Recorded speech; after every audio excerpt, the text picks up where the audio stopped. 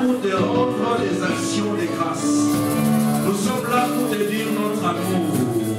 Nous sommes là, Seigneur, pour diminuer devant toi, devant la grandeur de ton nom. Nous sommes là, Seigneur, pour diminuer devant ta face, pour t'élever devant un piédestal, pour reconnaître ta royauté, ta suprématie, ton autorité. Nous sommes là, Seigneur, pour te rendre grâce, pour te rendre culte, Seigneur. Nous sommes petits, Seigneur, devant ta grandeur, oh Dieu. Et nous sommes venus reconnaître, Seigneur, que tu es grand, que tu es puissant, que tu es merveilleux, Seigneur. Et nous disons que sans toi, nous ne pouvons rien faire.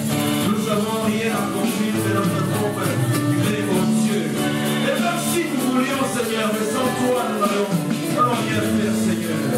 C'est avec toi que nous ferons les exploits, Seigneur. Face aux difficultés de la vie, mais nous confions encore en toi, oh Dieu. Face, oh Dieu, au combat de la vie, Seigneur, nous venons puiser les forces auprès de toi, Seigneur. C'est vers toi, Seigneur, que nous prions. C'est vers toi, Seigneur, que nous nous prosternons. C'est vers toi encore, sur toi que nous comptons. Mais nous voulons compter sur ton secours, Seigneur. Que ton bon esprit soit sur nous, Seigneur. Durant ce culte, oh Dieu, du début jusqu'à la fin de ce culte, oh Dieu, nous désirons ton esprit. Nous désirons l'esprit de la résurrection. Le même esprit qui a ressuscité Jésus-Christ d'entre les morts. Nous voulons que cet esprit nous anime ce midi. Que cet esprit nous anime cet après-midi. Que nous soyons forts et heureux, Seigneur. Que ton esprit puisse nous apporter la parole de ce midi, Seigneur. Que ton esprit puisse nous apporter même les mots, nous inspirer, même les mots avec lesquels nous allons prier, même les mots avec lesquels nous allons adorer, même les mots avec lesquels nous allons chanter. Que nos chants soient inspirés par l'Esprit, que nos prières soient inspirées par l'Esprit. Dans les noms merveilleux, glorieux, miraculeux de Jésus, nous avons ainsi prié. Laissez-nous acclamer le Seigneur.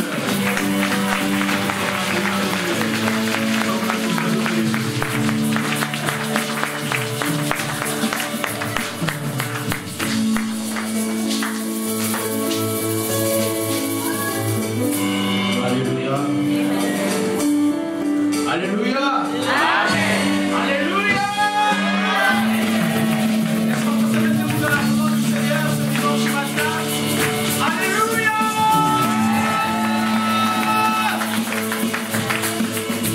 Alléluia. Alléluia. À Dieu seul soit la louange, l'honneur, l'adoration. Amen. Les actions de grâce, n'est-ce pas? Amen. Nous bénissons le Seigneur pour ce dimanche matin. Alléluia. J'aimerais que tu puisses saluer ton voisin à gauche, à ta droite. Je te souhaite un bon dimanche dans la présence du Seigneur. Un bon shalom. Si tu ne connais pas le prénom, tu demandes. Si tu ne connais pas le prénom, tu demandes. C'est ton frère, c'est ta soeur. Comme ça, au moins, quand tu le rencontres en route, que tu puisses l'appeler par son prénom.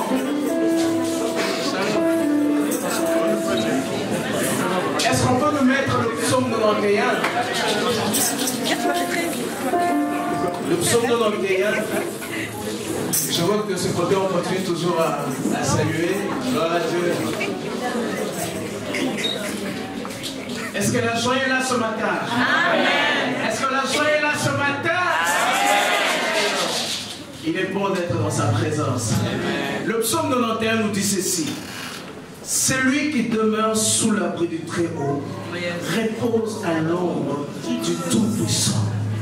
Je dis à l'Éternel, mon refuge et ma forteresse. Est-ce que tu peux prendre ta Bible, lire ces écrits avec moi? Si tu n'as pas la Bible, tu pourras peut-être regarder les écrans, mais si tu as ta Bible, prends le psaume 91.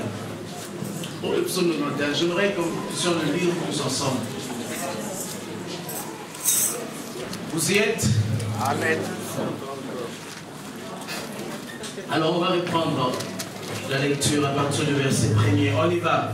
Celui qui demeure sous l'abri du Très-Haut repose à l'ombre du Tout-Puissant. Je dis à l'Éternel, mon refuge et ma forteresse, mon Dieu en qui je me confie. Car c'est lui qui te délivre du filet de l'oiseleur, de la peste et des ravages.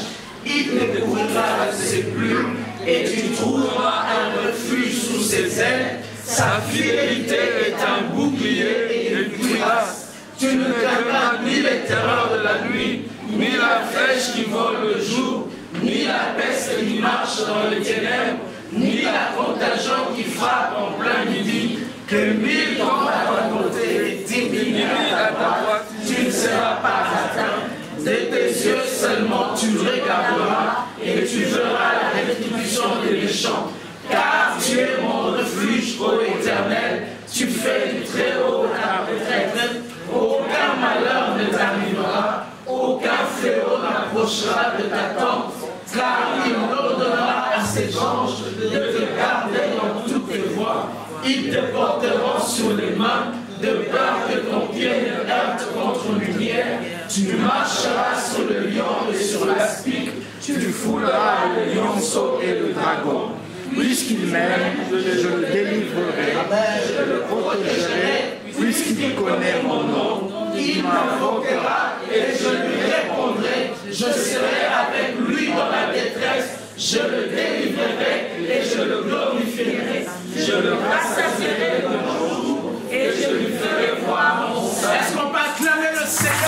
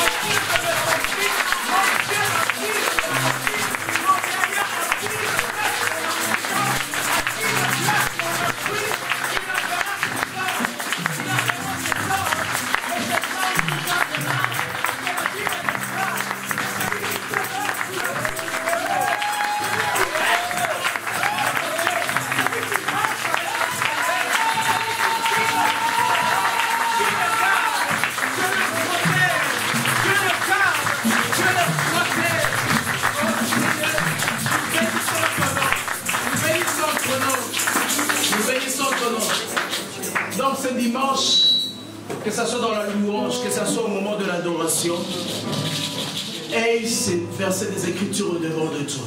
Alléluia.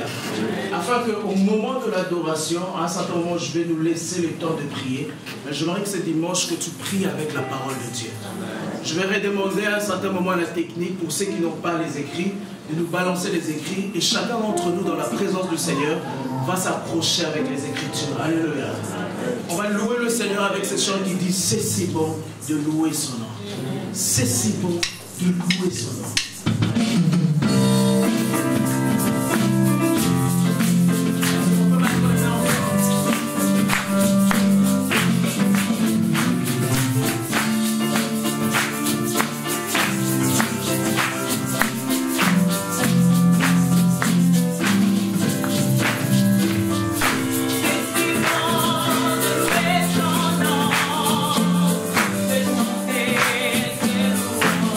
Bye.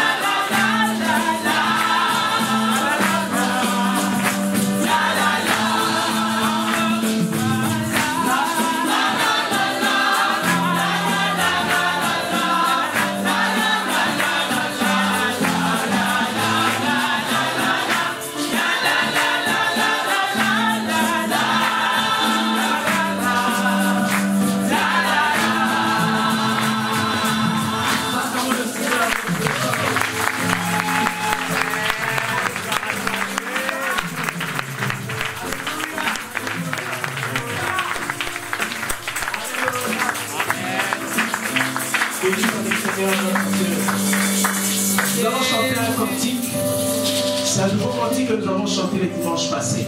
Alléluia. Un très beau cantique. Je vais demander à la technique de nous balancer les paroles. Comme c'est un nouveau cantique que la plupart d'entre nous ne connaissent pas, c'est très simple. Donc nous allons suivre les paroles qui sont affichées. Alléluia. C'est très simple et c'est puissant comme chant. Que le Seigneur vous bénisse.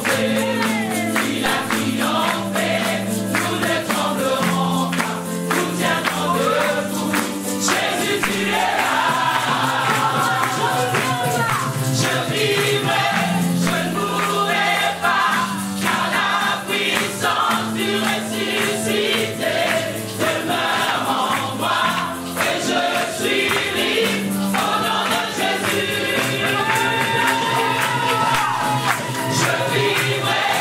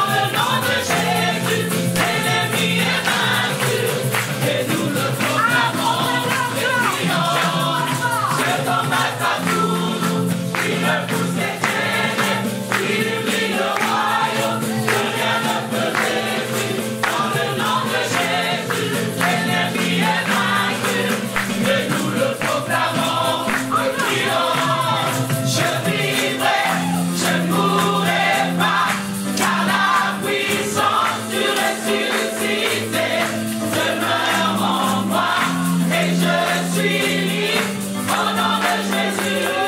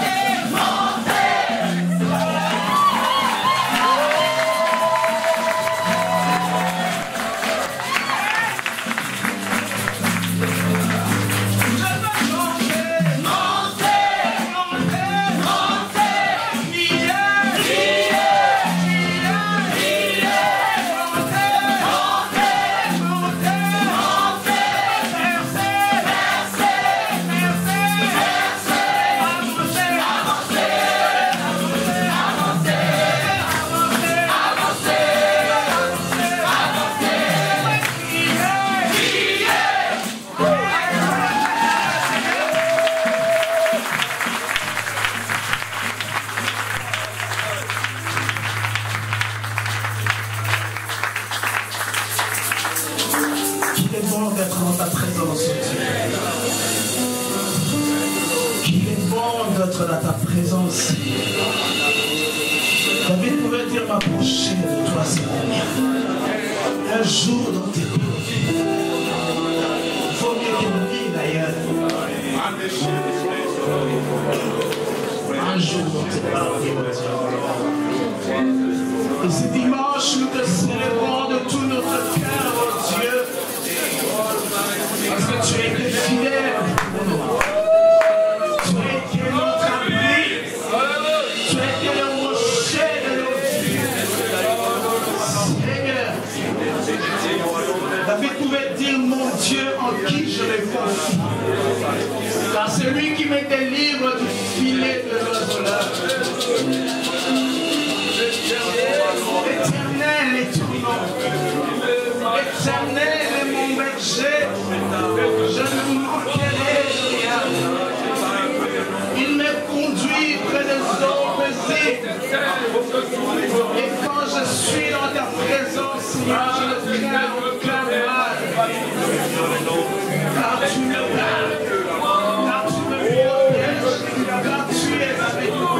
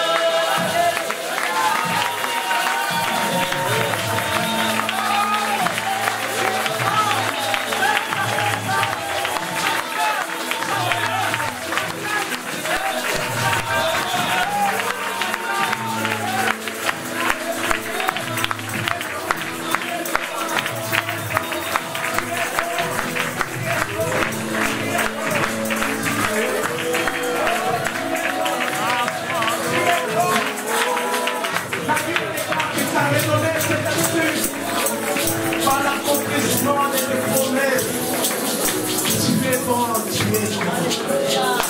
Tu es bon. Et ça fait du bien d'être dans tes parvis, toi.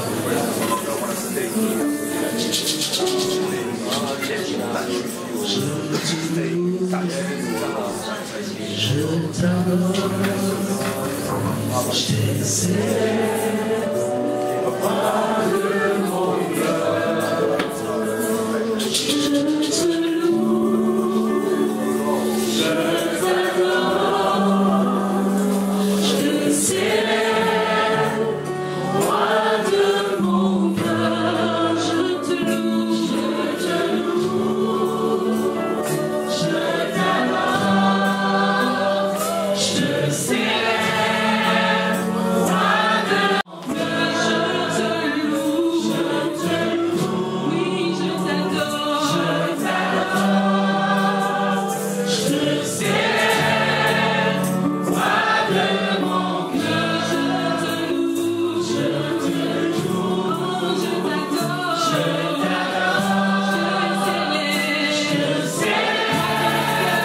roi de mon cœur.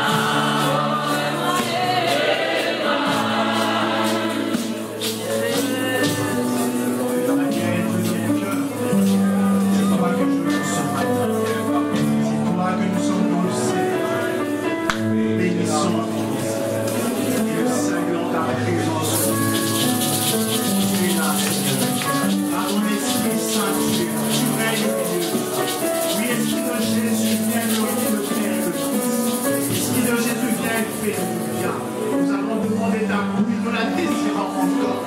Remplis-nous de ta présence. Nous nous soumettons à toi, Seigneur. Nous nous soumettons à l'autorité de ta parole. Nous nous abandonnons tout entier à toi. Merci pour ta présence. Merci pour ta pluie. Fais-nous du bien, Père. Et règne en ce lieu. Jésus, tu es Seigneur. Il n'en a pas d'autre. Béni sois-tu, Seigneur. Au nom de Jésus. Amen. Amen.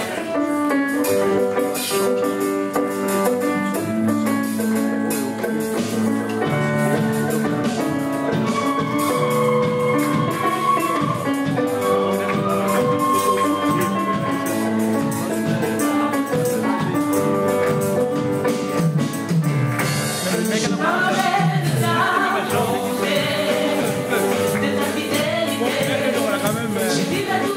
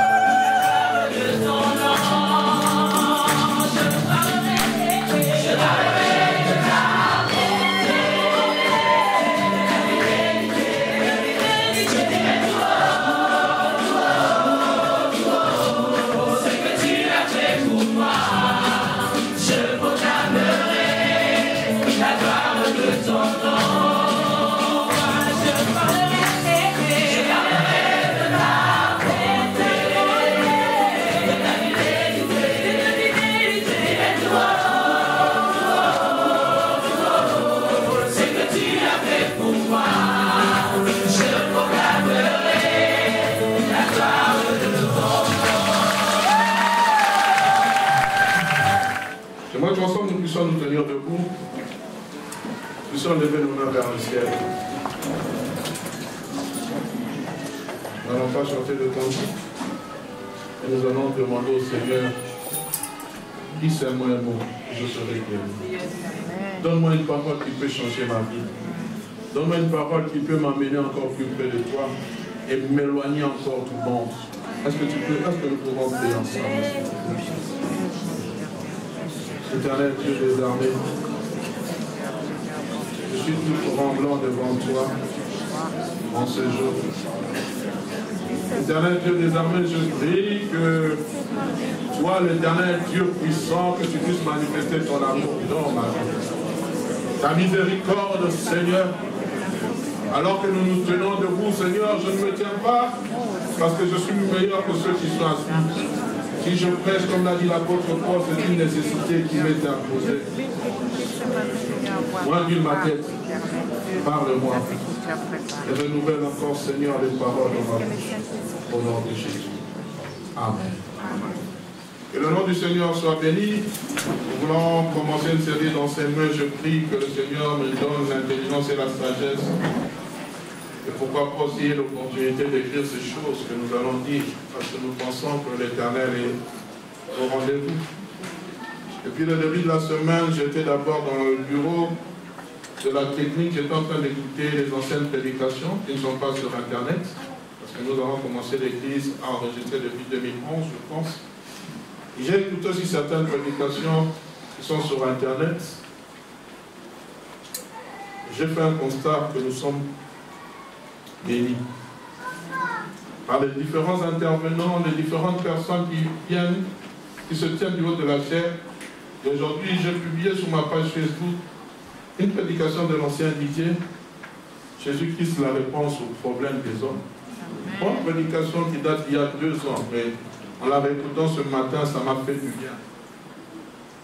Bien aimé, nous sommes dans un temps où il faudrait que nous puissions nous nourrir de la parole, écouter la parole de Dieu, transmettre la parole de Dieu, partager la parole de Dieu. Je suis content lorsqu'il y a des directs, quand je rentre, je vois les gens partager la parole. C'est important, le monde est dans un temps, nous sommes dans un temps de la fin. Si nous ne prenons pas conscience, il y a des loups ravisseurs qui sont en train de ravir même les brebis dans la bergerie. Nous devons apporter cette parole qui transforme les cœurs, amen, qui change les vies et qui nous conduit encore plus près du Seigneur. Et ce matin, durant quelques semaines, peut-être 4 séances, Dieu voulant, j'aimerais parler d'un thème que le Seigneur m'a mis à cœur. J'en parlais comme cela, je suis tout tremblant parce que je prie vraiment que ce thème puisse pénétrer nos vies, comprendre et manifester la mentalité du royaume. Comprendre et manifester la mentalité du royaume. Vous allez me dire, mais pasteur, qu'est-ce que ce thème a-t-il à voir avec ouvrier dans sa maçon? Vous allez comprendre, bien aimé, Dieu n'envoie pas quelqu'un qui ne connaît pas, ni qui ne manifeste pas la mentalité du royaume. Amen. Il ne peut pas prendre quelqu'un et puis dire, allez, annoncer l'évangile, sans que cette personne qui annonce l'évangile ne puisse comprendre c'est quoi le royaume des cieux, puisse comprendre quelle est la mentalité, comment le royaume de Dieu fonctionne. Je ne veux pas vous dire que je vais donner en long et large comment fonctionne le royaume de Dieu, mais je crois, frère, que Dieu a un langage, il a une pensée par rapport à son peuple. Amen. Et nous sommes dans le livre de Romains, chapitre 12, verset 2e. Ce sera un enseignement, je prie que je ne puisse pas crier, mais prêcher. Nous sommes dans Romains, chapitre 12, le verset 2, mais vous pourrez lire à la maison à partir du verset 1er. Écoutez ce que l'apôtre Paul écrit aux Romains. Ne conformez pas votre vie aux principes qui régissent le siècle présent. Ne copiez pas les modes, ça c'est dans la parole Alfred Ping. Ne copiez pas les modes et les habitudes du jour. Laissez-vous plutôt entièrement transformer par le renouvellement, je souligne ça, de votre mentalité. Adoptez une attitude intérieure différente. Donnez à vos pensées une organisation, une orientation, afin de pouvoir discerner ce que Dieu veut de vous. Ainsi, vous serez capable de reconnaître ce qui est bon, à ses yeux, ce qui lui plaît et qui vous conduit à une réelle maturité. Dans l'autre version, il dit, ne vous conformez pas au siècle présent, mais soyez transformés par le renouvellement de l'intelligence, afin que vous discerniez quelle est la volonté de Dieu, ce qui est bon, agréable et parfait. Et j'aime cela. On dirait que nous sommes en train de monter d'étape en étape, ce qui est bon, agréable et parfait. Donc, une personne qui a la mentalité de Dieu connaît d'abord ce qui est bon, mais il va jusqu'à la perfection des choses. J'en parlerai petit à petit. L'apôtre Paul s'adresse aux chrétiens de l'église de Rome. Il les exhorte à ne pas se conformer au système et aux habitudes qui régissent le monde, qui est sous cette influence néfaste. Le monde actuel qui est conduit par le diable. Et nous parlons de ce monde cosmos dans lequel nous vivons. La Bible déclare que le monde entier est sous la puissance du malin. Et c'est une évidence indéniable, bien aimé. Il faut que le Seigneur puisse nous ouvrir les yeux. Lorsque vous regardez les informations, vous ouvrez la télé, même les publicités. Aujourd'hui même, pour vendre de l'eau, il faut qu'on nous montre une femme à moitié nue, avec une certaine sensualité.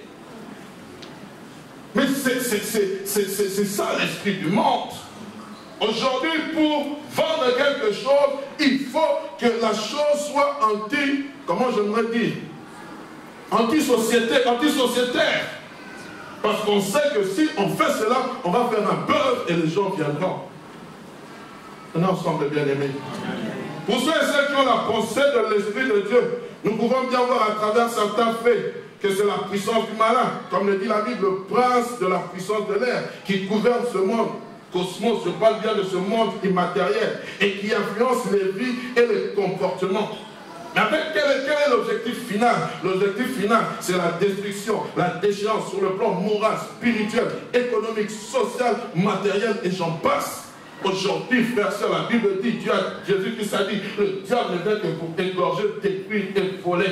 Mais moi, je suis venu afin que mes brebis aient la vie en abondance. Le rôle du diable, bien aimé, c'est la destruction. Regardez aujourd'hui, avec la convoitise, aujourd'hui, on est prêt à mener le chaos dans un pays pour prendre le cobalt. On est prêt à mener, à créer des guerres, à faire des déportations. On est prêt à exterminer toute une communauté à cause des guerres malhonnêtes. Mais qui est derrière, bien aimé? C'est la puissance du diable. Et l'apôtre Paul dit, ne vous conformez pas à ces choses. D'où l'exhortation de Paul aux chrétiens de Rome. Car à cette époque, l'empire romain était un empire très fort, puissant dans tous les domaines. Rome était la capitale où tout gravitait autour d'elle. Et nous connaissons ce dicton, tout chemin mène à Rome. Et pourquoi tout chemin mène à Rome? Parce qu'à l'époque, Rome était la capitale économique, était une capitale, une puissance très forte. Et ils avaient cet adage, je ne sais pas en latin comment on le disait, je n'ai pas fait le latin. Et tout chemin mène à Rome. En d'autres termes, Paul voulait dire, si le monde a son mode de réflexion et son mode d'agissement, vous chrétiens, ne vous laissez pas influencer par cela. Vous devez être au-dessus de cela. Vous devez être en dehors de sa portée. On ne doit pas vous atteindre. Et aujourd'hui, c'est fort dommage que même parmi nous, nous disons chrétiens, nous adoptons le monde et le comportement du monde. Nous adoptons ces choses, frères, sœurs. Et l'apôtre Paul est en train de réveiller la conscience de l'église de Rome. Oui, c'est vrai que Rome c'est une belle ville. Oui, c'est vrai que lorsqu'on est en train de voir, il y a des choses attrayantes. Mais vous ne vous laissez pas influencer. Il faut qu'il y ait autre chose. Alléluia. Comment est-ce possible de ne pas se laisser influencer, bien-aimés? Par la transformation de votre mentalité. Laissez-vous affecter par Dieu pour comprendre quelle est sa volonté. Bien-aimés, j'ai compris l'un des grands combats que nous avons dans ce monde, c'est le combat de nos sens. La vue, le toucher. Lui, même l'odorat, la gloutonnerie. Comprenez ces choses, frères et sœurs. C'est un combat que nous avons, bien aimés. Ce que nous voyons, ce que nous touchons, ce que nous écoutons, nous influencent en bien ou en mal. C'est pour cela, bien-aimés, venez le dimanche, venez le vendredi. Oh, je bénis maintenant le Seigneur. Vendredi, nous avons commencé un bel enseignement qui est donné par l'ancien Didier sur la prière. Un enseignement pratique, frères, sœurs. Oui, on a déjà appris comment prier, mais cet enseignement était différent. Et après cet enseignement, on a prié. Nous l'aurons pendant 2 ou 3 séances. Je vous invite à venir. Pourquoi rester à la maison? Oui, vous suis par le direct. Bien-aimé, à un moment donné, dis à ton corps, j'aimerais entrer dans la présence de Dieu. Même si tu es fatigué, le travail que j'ai fait est fatigant, mais j'aimerais passer même 2 heures dans ta présence à écouter ta parole. Alléluia. Et je disais, bien aimé, ce que nous écoutons, ce que nous touchons ou ce que nous voyons, nous influence en bien ou en mal. Et cela affecte notre esprit. Et toute cette parole qui est dite dans 2 Corinthiens chapitre 10, le verset 3 à 5, si nous marchons dans la chair, nous ne combattons pas selon la chair. Car les armes avec lesquelles nous combattons ne sont pas charnelles, mais elles sont puissantes par la vertu de Dieu, pour renverser des forteresses. Écoutez les forteresses que l'apôtre Paul est en train de décrire. Nous renversons les raisonnements et toute hauteur qui s'élève contre la connaissance de Dieu, et nous amenons toute pensée captive à l'obéissance de Christ. Pourquoi faire ça? Parce que le premier combat que nous avons, c'est le combat de la pensée. Alors, le sage avait dit, garde ton cœur plus que toute autre chose, car de lui dépend les sources de la vie. Le combat premier que nous avons, frères, sœurs, avant que tu ne pêches, d'abord ça commence par le péché, la pensée. C'est là que Christ avait dit, d'abord celui qui, le péché est consommé lorsque tu as déjà pêché, lorsque tu pêches déjà, quand tu penses, ça déjà que tu pêches, frère. C'est pour cela, frères, sœurs, nous sommes appelés à discipliner nos pensées. Nous sommes appelés à discipliner nos pensées. Oh, j'aime ce que Job avait dit, j'ai fait un pacte avec mes yeux, je n'arrêterai jamais mes yeux sur une vierge. Pourquoi? Parce qu'il savait que c'était son point faible, frère, frère. Je vous en supplie, sachons gérer nos pensées, sachons discipliner nos pensées. Ne pas, oh non, je vais écouter une musique que j'ai écoutée il y a longtemps. Oh non, je vais voir un film que j'ai vu il y a longtemps. Et dans ce film, il y a des scènes que je ne peux même pas décrire. Et cela t'amène, bien aimé, à faire des choses honteuses.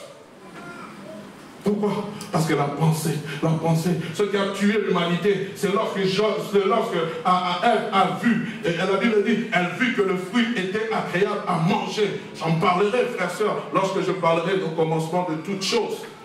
Elle a vu que c'était agréable. C'était d'abord l'attirance. Ce qui a amené le peuple d'Israël à tomber dans la défaite, c'est parce qu'Akan il a vu un manteau de Chinéa, il a vu des lingots d'or, et il a convoité.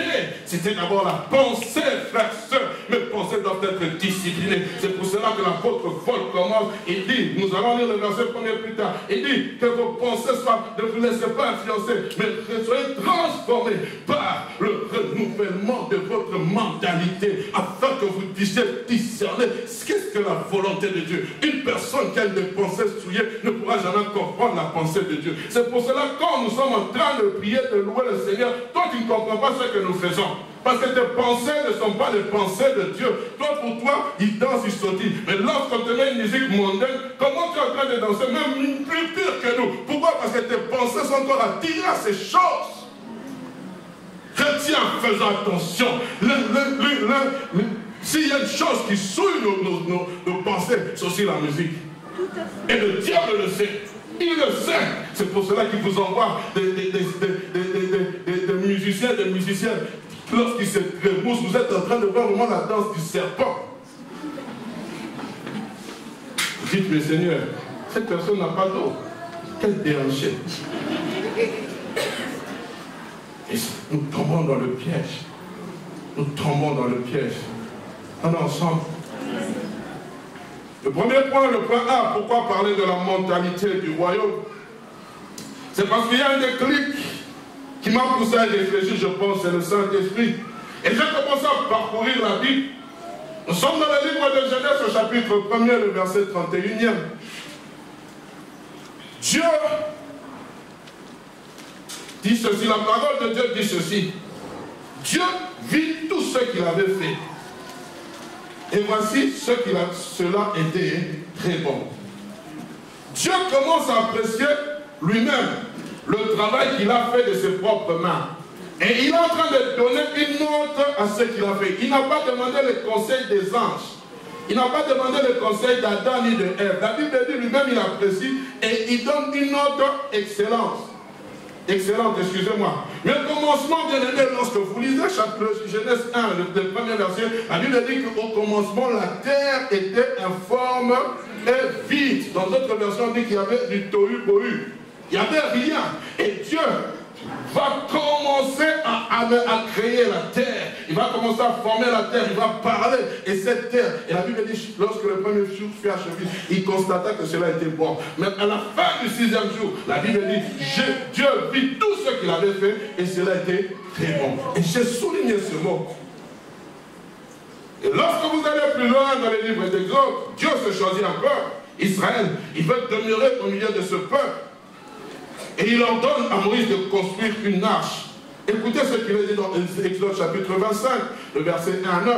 L'Éternel parla à Moïse et dit, parle aux enfants d'Israël qu'ils m'apportent une offrande. Vous le recevrez pour moi de tout homme qui la fera de bon cœur. Voici ce que vous recevrez d'eux. Une offrande, en offrande, de l'or, de l'argent et de l'airain, les étoffes teintes en bleu, en pourpre, en cramoisi, du fin lin et du poil des chèvres, de peau de bélier teinte en rouge, de peau de dauphin. On est dans le désert, où vient le peau des dauphins? Du bois d'acacia, de l'huile pour le chandelier, des aromates pour l'huile d'onction et pour le parfum odorifiant, des pierres d'onyx et d'autres pierres pour la garniture de l'éphod et du pectoral. Ils me feront un sanctuaire et j'habiterai au milieu d'eux. Je vous ferai un tabernacle et tous ces ustensiles d'après le modèle que je vais vous montrer. Je continue encore, frères et sœurs. Ma réflexion a été poussée plus loin. Lorsque vous voyez comment Salomon a bâti le temple de l'Éternel, on lira beaucoup de versets, veuillez m'en excuser, mais je crois que c'est important. Et vous verrez que les matériaux que Salomon va utiliser n'étaient pas de vil prix. Je me suis amusé, comme l'ancien Ador aime souvent le faire, à essayer de convertir. Alléluia. La Bible dit dans 2 Chroniques chapitre 3, le verset 4 à 10, le portique d'entrée avait 10 mètres de large comme le temple et 10 mètres de haut. Salomon le fit recouvrir intérieurement d'or pur. La grande salle fut lambrisée de bois de cypre et plaquée d'or pur. On y cisela des feuilles de palmier et de guirlandes. C'est la version du semeur. Et des guirlandes. Pour décorer le temple, on incrustera des pierres précieuses. L'or était de l'or, si c'est de Barbaïm. Tout le temple fut plaqué d'or. La salle, les poutres, les seuils, les parois et les bâtons des portes, puis Salomon fit sculpter des chérubins sur les parois à l'intérieur. Il y construisit une salle. Il y construisit la salle du lieu très saint. Elle devait avoir 10 mètres de long et sur la largeur du temple et 10 mètres de large. Il utilisait, écoutez bien, 20 tonnes du meilleur or pour la recouvrir. Les clous étaient en or, pesant 600 grammes. Il fit aussi couvrir d'or les plafonds pour la salle du lieu très saint. On sculpta 2 chérubins et on les couvrit d'or. Je suis allé sur internet pour voir la dernière cotation du lingot d'or, d'1 kilogramme d'or. Vous savez c'est combien? 37 750 €. Alors maintenant faites, il a pris 18 tonnes d'or. Pour arriver à 1 tonne d'or, il a combien de kilogrammes? 1000. Alors faites maintenant le calcul. Nous sommes dans le million. On va aller même plus tard. Donc c'est-à-dire le temple de Jérusalem a coûté plusieurs milliards. Amen. Pasteur, tu parles de l'argent. J'arrive. Alléluia. Enfin, bien-aimé, en lisant le livre d'Apocalypse, qui me décrit la nouvelle Jérusalem, nous sommes dans Apocalypse chapitre 21, le verset 18 à 21. Il est dit ceci, la muraille était construite en jaspe et la ville était d'or pur, semblable à du verre pur. Les fondements de la muraille de la ville étaient ornés de pierres précieuses de toute espèce. Le premier fondement était de jaspe, ce sont des pierres chères. Le second de saphir, le troisième de calcédone, le quatrième d'émeraude, le cinquième de sardonyx, le sixième de sardoine, le septième de chrysolite, le huitième de béryl, même des noms que je ne connais pas, le neuvième de topaz, le dixième de chrysophrase, le onzième d'hyacinthe, le 12e d'améthyste.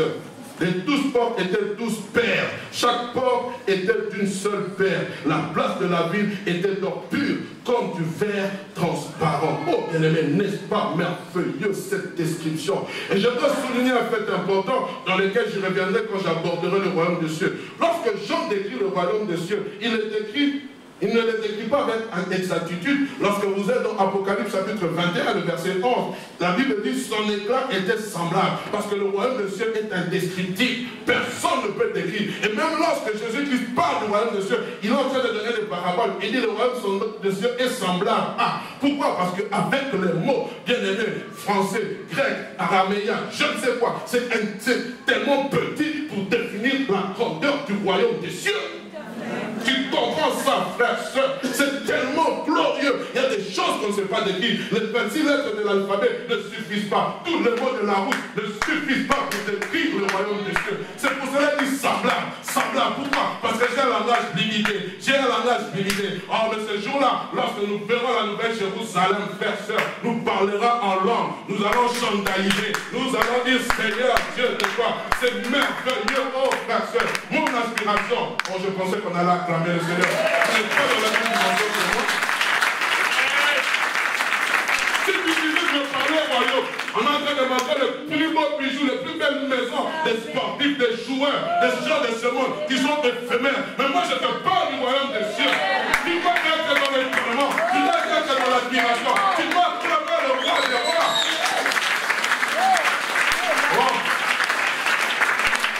Pourquoi on parlait, frère, sœur? Pourquoi je suis en train de vous parler, de comprendre et de manifester la mentalité du royaume? Écoutez ce que Dieu dit à Moïse dans Exode 24, verset 40. Regarde et fais d'après le modèle qui t'est montré sur la montagne. Et là, je me suis arrêté. Le Seigneur m'a fait comprendre une chose.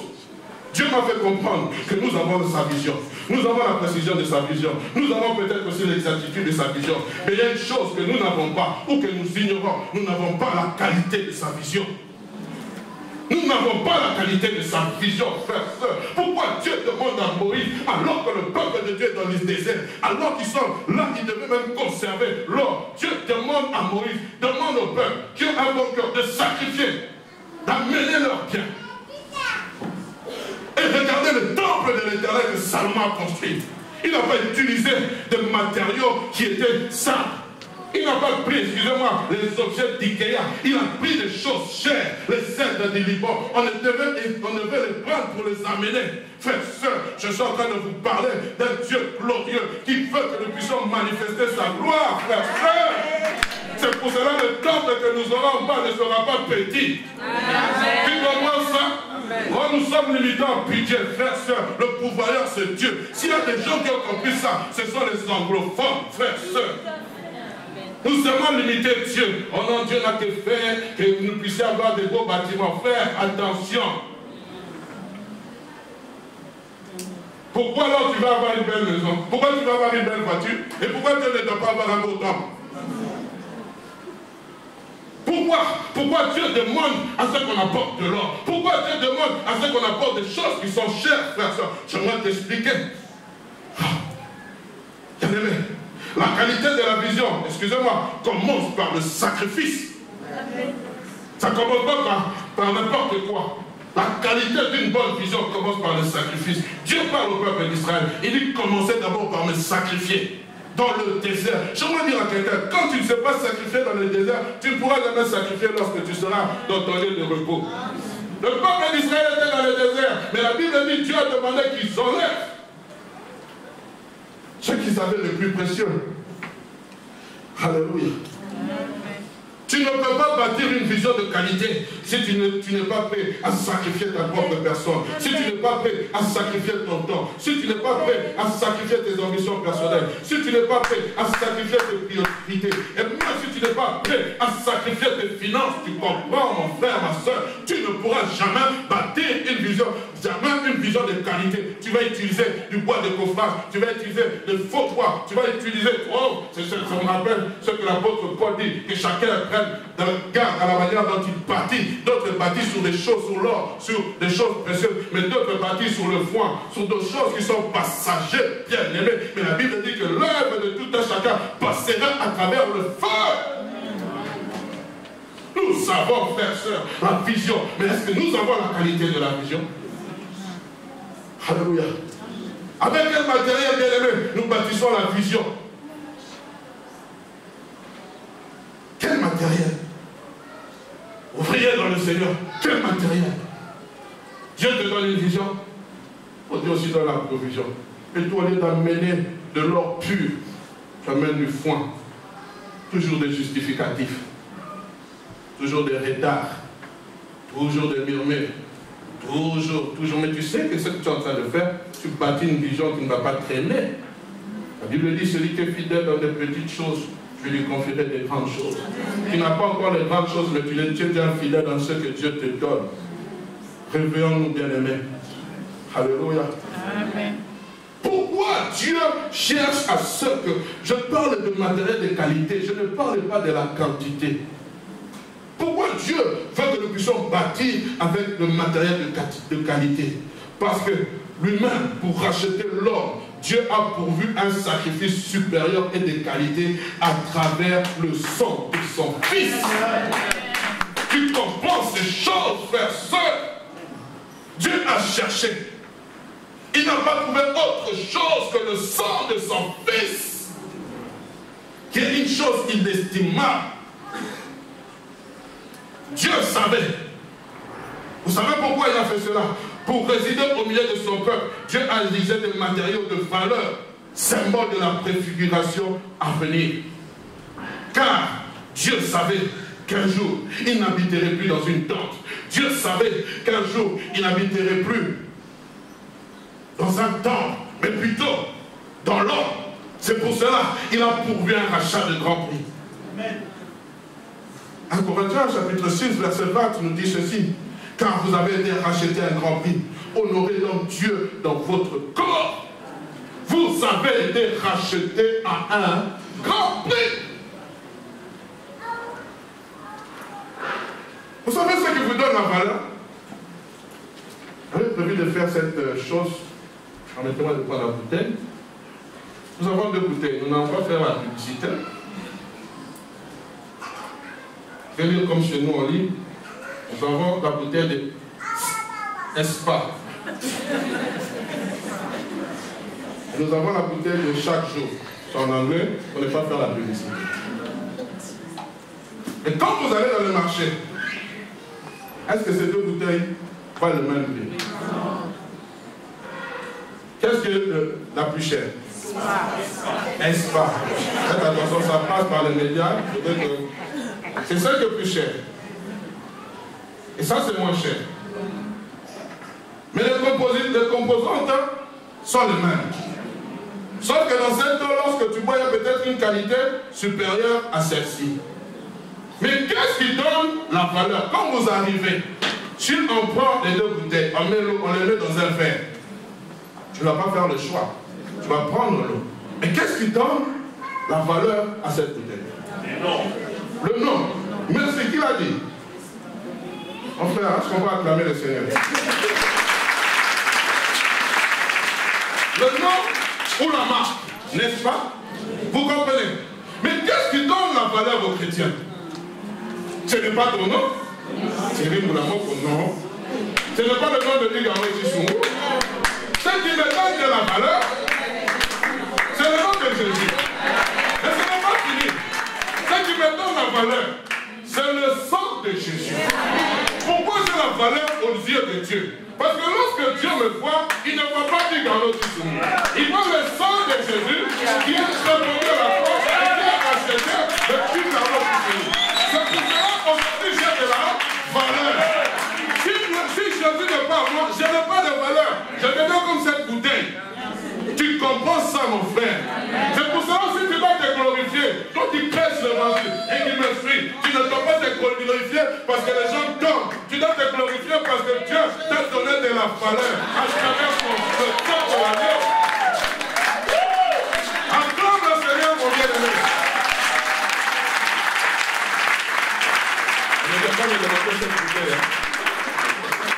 Amen. C'est ça qui te donne de la valeur. Le sang de Jésus.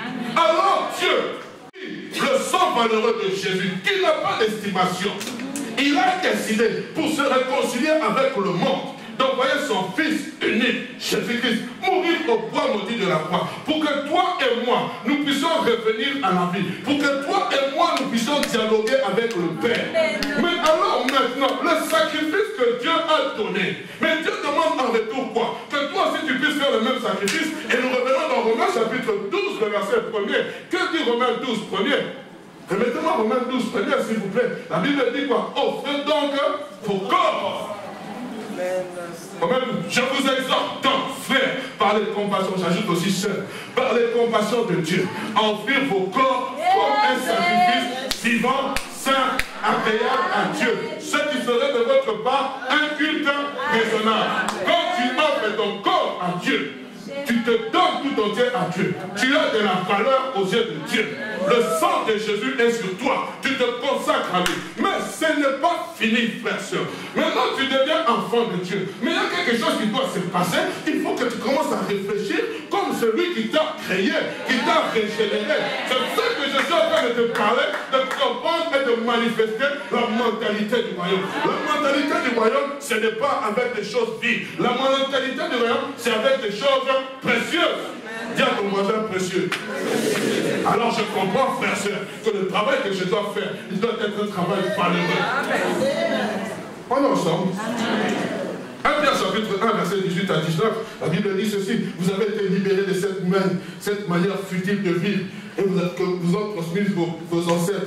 Et vous savez à quel prix. Ce n'est pas par les biens périssables comme l'or et l'argent. Non, il a fallu que Christ, tel un agneau, pur et sans défaut, verse son sang précieux en sacrifice pour vous. Alors Dieu demande l'équivalent de ce qu'il a fait pour toi. C'est pour cela même quand tu amènes ton offrande, n'amène pas une offrande vile. J'avais dit il y a quelques semaines, mais notre façon de donner à Dieu doit changer. Vous devez comprendre l'importance que Dieu t'accorde, frère, soeur. Toi, homme, quand tu vas doter une femme, tu connais tes capacités financières. Tu ne vas pas aller comme ça avec la tête baissée. Tu sais ce que tu as en poche. Tu sais qu'on a demandé 1000 euros. Tu sais que tu as les 1000 euros. Tu viens, tu donnes, frère, soeur. Et quelquefois, ici, il y a des gens qui sont même plus... qui ont... Oh, pasteur, je n'ai pas d'argent, pasteur. Je possède le Père qui a l'argent. On a parlé de la plaidoirie. Seigneur, comment je dois venir dans ton assemblée? Je ne sais pas donner. Comment je dois venir? Seigneur, s'il te plaît, donne-moi, frère. Cette chair ici nous a été donnée par un bien-aimé. Elle a coûté à peu près 950 euros. Et ce bien-aimé qui nous a donné cette chair, c'est un sans-papier. Où est-ce qu'il a eu l'argent? Il n'a pas volé. Tu comprends les choses. Toi, tu ne comprends pas. Tu travailles, tu te dis l'argent c'est pour moi. L'argent c'est pour moi. Et vous pensez que moi je me tiens du haut de cette chair. Les habitants de Dieu se tiennent du haut de cette chair. Vous pensez que ce bien-aimé ne sera pas béni? Il est dans l'assemblée. Un jour vous allez voir. Mais frère, on est avec toi. Vous n'allez pas comprendre. Il a compris le secret. Le secret du véritable sacrifice. De qualité. Il y en a peu qui ne comprennent pas ça, frère, soeur. Je ne dis pas que vous allez piller vos comptes en banque, mais je dis, frère, soeur, nous devons changer et comprendre la mentalité du royaume de Dieu. Si Dieu demande de l'or et de l'argent pour habiter au milieu de son peuple, mais j'aimerais clôturer, frère, soeur, comme j'étais en train de dire, mais Dieu maintenant, il ne va plus habiter dans un temple, il ne va plus habiter dans une tente. Dieu va habiter dans nos cœurs, dans nos corps, par le Saint-Esprit. Mais qu'est-ce que Dieu attend de nous, frère, soeur, que nous menons une vie de qualité? Dieu ne peut pas habiter là où il y a des hommes. Dieu ne peut pas habiter là où il y a des vies de péché. Oh non, Dieu vient résider en moi. Non! Comment la gloire de Dieu peut-elle résider dans ta vie? Toi, tu vis dans le péché. Comment Dieu peut-il venir habiter en toi? Comment la gloire? Vous savez, quand on parle de la gloire de Dieu, nous voyons seulement un éclair éblouissant. Non! La gloire de Dieu, on parle de poids de Dieu. Du poids. Dans un jargon, on dit une table et un kilo. Le Dieu de poids. Poids, frère. C'est pas seulement le poids, c'est-à-dire, il vient avec toute sa dignité. Il vient avec tout son honneur. Il vient habiter en toi. Il vient habiter. Frère, soeur, les anges plongent un regard. Le Dieu des cieux a quitté le trône. Il vient habiter en toi. On me dit, comment tu peux habiter dans ce corps? Non, c'est mon enfant, frère, soeur. Alors quand Dieu descend, il veut trouver une vie de qualité. Il veut trouver une vie qui l'honore. Et j'aimerais parler, quand je vais parler de la fin, frère, soeur, je vais parler comment la gloire de Dieu a commencé à fonctionner, frère, soeur. Parce que le but de Dieu, c'est que nous puissions manifester la mentalité du royaume. Mais la mentalité du royaume, c'est quoi la finalité? C'est de manifester la gloire de Dieu. Le monde entier soupire après l'avènement de Christ. Mais il faut que la gloire de Dieu descende, frère, soeur. Frère, soeur, si Dieu avait besoin que nous puissions quitter ce monde, tu seras mort et tu pars. Mais pourquoi il t'a t'a laissé dans ce monde? Pourquoi il t'a laissé dans ce monde? Pourquoi il t'a donné cette année? Parce qu'il a besoin que tu puisses manifester sa gloire ici-bas sur terre au nom de Jésus.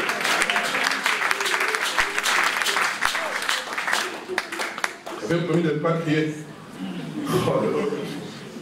Oh, bien-aimé, que Dieu nous aide.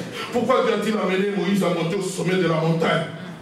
C'est-à-dire à un niveau supérieur. C'est afin de lui donner des instructions de qualité. À un moment donné, la vie dans ta vie, tu verras le bussard, donc symbole de la révélation. Mais à un autre moment, tu seras obligé de monter au sommet de la montagne, symbole de l'instruction. Oh, il y a beaucoup de gens qui se sont arrêtés à la révélation. Dieu t'a parlé. J'aime bien tout ça. Non, mais Dieu dit ce n'est pas fini, Moïse. Oui, ça c'était qu'une partie de moi. Maintenant, tu dois monter. Bon, tu as des choses à te dire.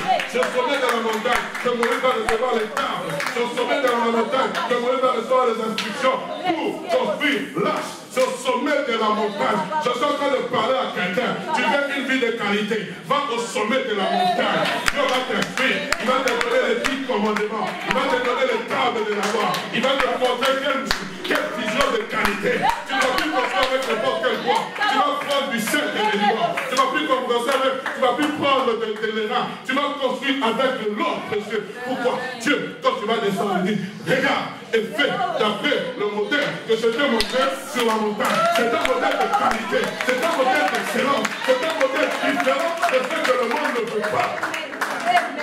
Oh, frère, frère, est-ce que ça passe? Oh, je prie, frère, s'il vous plaît, je suis en train de trembler. Mon objectif, mon frère, ce n'est pas de pécher. Mon objectif, c'est que vous puissiez comprendre que nous fonctionnons autrement. Frère, soeur, mon objectif, c'est lorsque vous venez à la présence de Dieu. Avec la mentalité de celui qui est assis sur le trône. Il n'est pas dans le tombeau. Il n'est plus non. Il est assis à la droite majestueuse du Père. Quand tu viens, enfin, j'ai la mentalité du royaume. La mentalité du royaume, frère, j'aimerais vous dire, c'est quoi la mentalité du royaume? C'est une excellence glorieuse, frère. Je travaille avec excellence pour la gloire de Dieu. Je fais mon travail avec excellence. J'ai mon mariage excellent pour la gloire de Dieu. L'éducation de mes enfants, excellent pour la gloire de Dieu.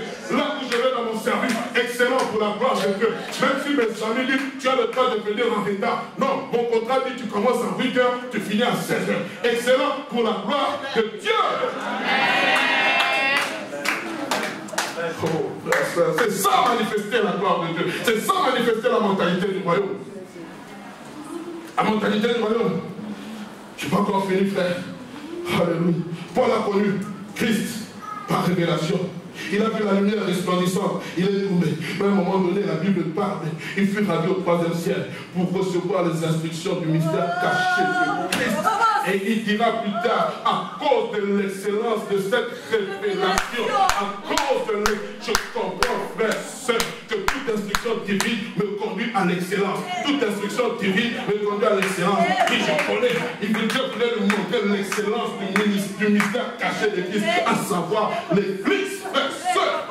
C'est pour cela qu'il va détailler ces choses. Oh, personne n'a détaillé comme Paul l'a détaillé. Oui, Paul avait des connaissances. Oui, il avait été instruit par les grands érudits. Il avait lu, on avait appris les choses. Mais à un moment donné, il a dit ces choses-là, c'est vrai, tu les as. Mais moi, il faut maintenant que je t'instruise. Pendant il va monter au 3e ciel. On en parlera un jour. Oui, Paul est monté. Il va recevoir les instructions. Il dit, je connais un homme qui fut gravé par l'esprit. Si c'est par la chair, je le sais. Si c'est par l'esprit, je le sais. Mais il a connu. Il est monté. Il dit, j'ai entendu des choses ineffables. Aucun langage humain ne peut expliquer.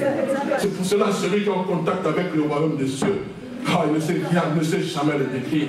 On n'a pas su décrire le royaume des cieux, frère. Quand tu as la révélation de Dieu, frère, Dieu te montre une infime partie de lui. Tu ne vois pas tout de lui. C'est pour ça que Moïse a dit, fais-moi voir ta gloire. Je ne vois qu'une partie de ta gloire. Et Dieu a dit, personne ne peut voir ma gloire. Il dit, tu dois contempler ma gloire. Il faut que tu meurs, frère, soeur. Il dit, même c'est la façon spirituelle. Personne ne peut voir la gloire de Dieu s'il ne meurt en lui-même, frère, soeur. Parce que pour voir la gloire de Dieu, tu dois mourir et revivre en Jésus. Alors, ça. Bien aimé, je le sais que le pasteur Yvan Castano a dit, je l'ai suivi il y a quelques jours, le Seigneur ne veut pas seulement que nous soyons sauvés, Il veut aussi que nous soyons transformés pour devenir sel et lumière sur la terre, afin de manifester ses buts et ses desseins. Je comprends pourquoi Ephésiens chapitre 2, verset 10 dit ceci. Ce que nous sommes, nous le devons à Dieu. Car par notre union avec Jésus-Christ, Dieu nous a créés pour une vie riche d'œuvres bonnes qu'il a préparées d'avance afin que nous les pratiquions. Dans d'autres versions, il dit ceci. Ce que nous sommes, nous le devons à Dieu. Il nous a recréés en Christ pour nous faire accomplir dans la communion avec lui les bonnes actions qu'il a préparées depuis longtemps pour nous. Voilà une vie conforme à la volonté. Celle pour laquelle il a tout arrangé d'avance. Il a préparé notre chemin afin que nous n'ayons plus à y marcher. Amen. Nous aimons souvent crier avec Dieu, nous ferons des espoirs avec Dieu. Mais quel espoir tu fais? Vous savez, frère, soeur, j'ai toujours dit, quand Dieu engage son nom, il engage son honneur, il engage sa personne, il engage son autorité. Tu comprends? Il engage sa personne. Ma vie n'est pas vouée à l'échec. Ma vie est peut-être un moment de turbulence, mais un moment je vais rebondir. Deuxième des choses, comment y parvenir? Rapidement. Il y a d'abord un travail spirituel à faire. Il y a deux éléments qui sont importants dans la vie, bien-aimée, de tout chrétien. Première des choses, à travers sa parole. C'est là que Dieu veut que nous puissions comprendre. Pour ceux qui, quand j'ai commencé cet enseignement, le Saint-Esprit est descendu. Non, j'ai commencé à lire la parole de Dieu pour comprendre, frère. Je suis en train de comprendre, frère, soeur. Il y a des choses que nous sommes en train de faire qui doivent être restructurées, même notre façon de travailler pour Dieu, frère, soeur. Nous n'utilisons pas les matériaux de qualité. Même moi, votre pasteur qui vous parle, prend des complaisances. Amen. Nous n'utilisons pas les matériaux de qualité. Et ça, c'est dangereux. Lorsque vous êtes dans Hébreux chapitre 4, verset 12, je vais lire avec la version parole vivante. La Bible dit la parole de Dieu est vivante. Elle est pleine de force. Elle coupe mieux qu'une épée qui coupe des deux côtés. La parole de Dieu entre en nous en profondeur. Elle va jusqu'au fond de notre cœur, jusqu'aux articulations, jusqu'à la moelle. Elle juge les intentions et les pensées du cœur. C'est ce que fait la parole de Dieu. Quand je parle, bien aimé, de comprendre les choses de Dieu, la mentalité du royaume, je ne parle pas de la pensée positive. Ça, c'est un faux enseignement. Je pense, non. Car la pensée positive se limite qu'à refuser de façon humaine tout ce que nous voyons par la vue. Je refuse la maladie. Non. Or, le chrétien, lui, ne marche pas par la vue, mais il marche par la foi. Or, la foi vient de ce qu'on entend. Ce qu'on entend vient de la parole de Christ. Alors, bien aimé, si je dois vivre une vie, comprendre et manifester la mentalité du royaume, il faut que je sois en contact avec la parole de Dieu. Quand je suis en contact avec cette parole, elle crée en moi la foi. Elle me montre les choses qui étaient cachées, qui deviennent réalité. Elle passe du lot qu'on se remarque.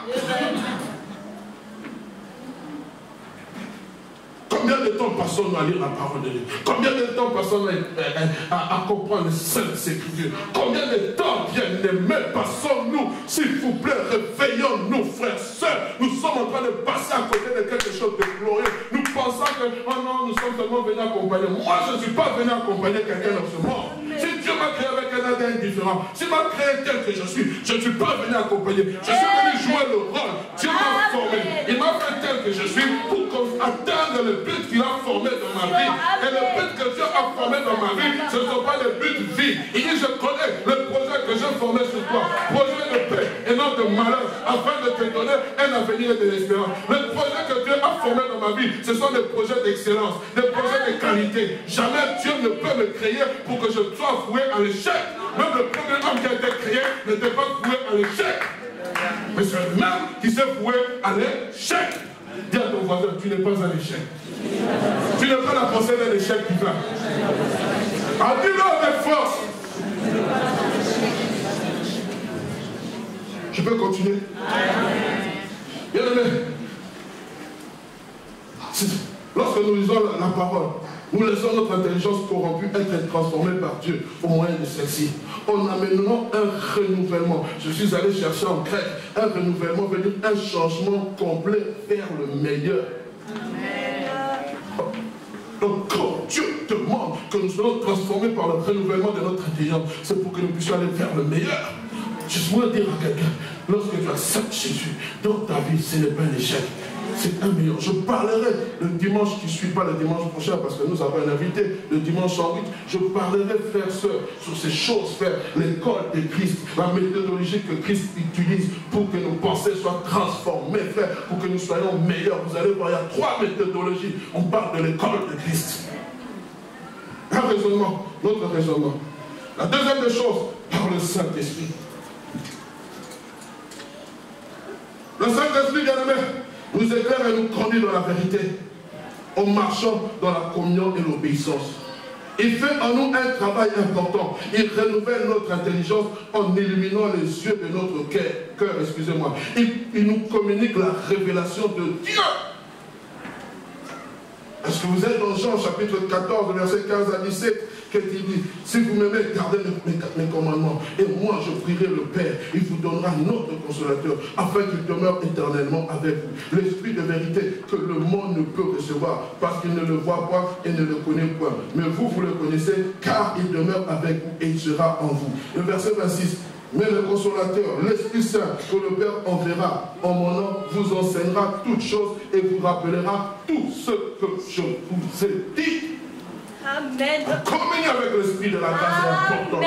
L'Esprit ne nous pousse pas seulement à parler en langue, chata. L'Esprit, c'est pas seulement chasser les démons. Le Saint-Esprit, frère, sœur, fait un travail intérieur. Lorsque vous lisez, on parle de la construction du temple. Qu'est-ce qu'il est dit? Lisez la Bible, frère. Lorsque Salomon était en train de construire le temple, la Bible dit on amenait des pierres toutes taillées. Le travail était fait à l'extérieur afin que cela puisse être, les pierres puissent concorder ensemble. Dieu fait un travail en nous, frères, sœurs. Il ne fait pas seulement venir, oh frère, je ne suis pas contre les dons spirituels, je ne suis pas contre les manifestations de l'esprit, mais je suis moi aussi que l'amour soit imprégné dans nos cœurs. J'aimerais aussi, frères, sœurs, que la joie soit imprégnée dans nos cœurs. J'aimerais aussi que la bienveillance soit imprégnée dans mon cœur. Frères, sœurs, pourquoi seulement chasser les démons lorsque tu ne fais que parler de mal des gens? Pourquoi le Saint-Esprit t'utilise seulement extérieurement mais pas intérieurement? On ne dit pas Amen.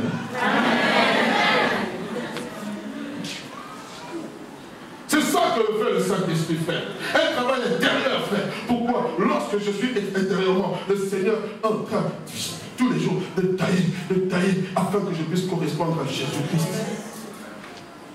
La mentalité du royaume, frère. On ne reviendra en long large. Alléluia. Le consolateur, l'Esprit Saint, vous enseignera et vous rappellera toutes choses, mes bien-aimés. Ce matin, j'aimerais me limiter là. Je ne voudrais pas déborder. Je voudrais vous laisser dans cette soif. Le dimanche prochain, nous allons rentrer dans Genèse, le dimanche en 8, excusez-moi, dans Genèse chapitre 1er, verset 27, où Dieu dit, faisons l'homme à notre image et à notre ressemblance, et qu'il domine. Vous savez, quand je lisais ce passage au début de ma conversion, je me disais, Dieu disait, faisons l'homme, c'est-à-dire à notre image, à notre ressemblance. Donc Dieu avait une tête et 2 jambes. Non! Dieu est esprit, frères et sœurs. Il est esprit. Lorsque Dieu dit faisons l'homme à notre image, c'est-à-dire accordons-lui notre mentalité, accordons-lui notre façon de voir, notre façon de concevoir les choses, frères, frères.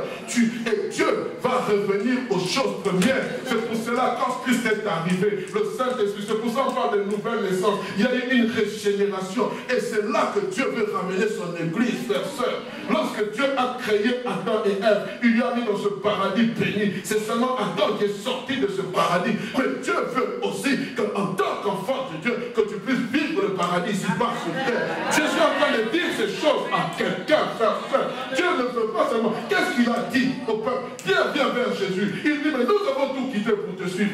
qu'est-ce qui nous est réservé? Il n'y a personne qui est amputé à cause de moi, à cause des royaumes des cieux. Père, mais puisse recevoir quoi? Au centuple. Avec quoi? Persécution. Pourquoi persécution? Parce que le système de pensée de ce monde est différent du système de pensée du royaume des cieux. Alors, quand on parle de persécution, les gens ne voient seulement que les chicottes. Non, la persécution morale, la persécution. Quand tu te dis chrétien, tu ne sais pas. Les gens disent pour réussir, entrer dans ce schéma, tu dois corrompre. Toi, tu dis, mais moi, je suis enfant de Dieu, je ne peux pas corrompre. C'est aussi une persécution, frère, soeur. Mais la Bible dit quoi? Ils reçoivent au centuple dans ce monde ici. Pas frère, soeur. Je suis en train de dire, la bénédiction de Dieu est aussi ton partage ici. Je veux dire à quelqu'un, quand tu comprends ces choses, quand tu fonctionnes avec la pensée de Dieu, quand tu as la vision du royaume de Dieu, quand tu as l'intelligence de comprendre que Dieu m'a appelé aussi à régner sur cette terre, et les choses que je dois faire doivent être des choses excellentes. Alors quand je me réveille le matin, je déclare, je suis ce que Dieu dit que je suis. Je réussirai,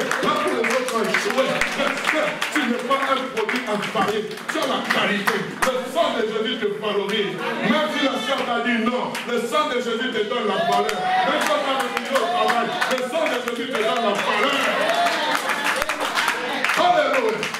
Je parle à l'église du Seigneur. Réveillons-nous, frères, sœurs. Il est temps que nous puissions entrer dans la percée divine, comprendre les choses que Dieu nous a données, les bénéfices qui font partie de notre salut. Nous allons mourir, frères, sœurs. Je ne veux pas mourir comme un charlatan. Je veux mourir, frère, en ayant accompli ce que Dieu avait prévu pour moi. Je veux mourir, frère, sœurs, en ayant accompli tout ce que Dieu a dit. La Bible dit, lorsqu'on parle de Moïse, je pense, a dit de toutes les bonnes paroles que Dieu avait prononcées à son serviteur Moïse. Aucune ne resta sans effet. Pourquoi, frère? Parce que Moïse avait accompli sa destinée. Que mon Dieu, que mon Dieu, que mon Dieu, le Père de notre Seigneur Jésus-Christ, vous bénisse abondamment. Il peut vous faire le passer. Alléluia. Vous allez nous servir de vous. Et vous allez dire, Emmanuel, Emmanuel, viens gagner. Et papa qui va produire ces gens de Jésus. Je te loue, je te chante. Oh, la main chérie.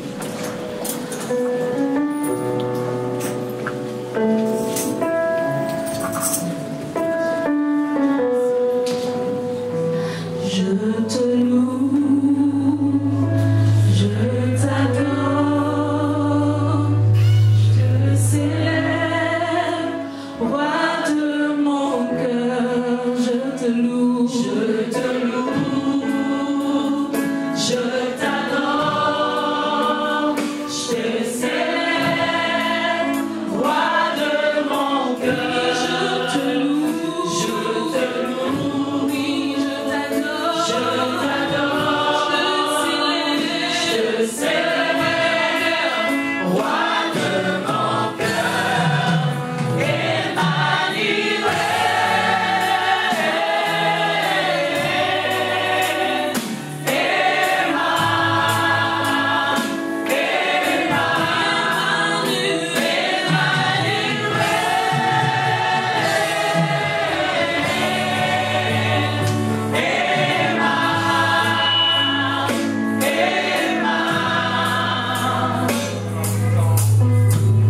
Gloire au Seigneur.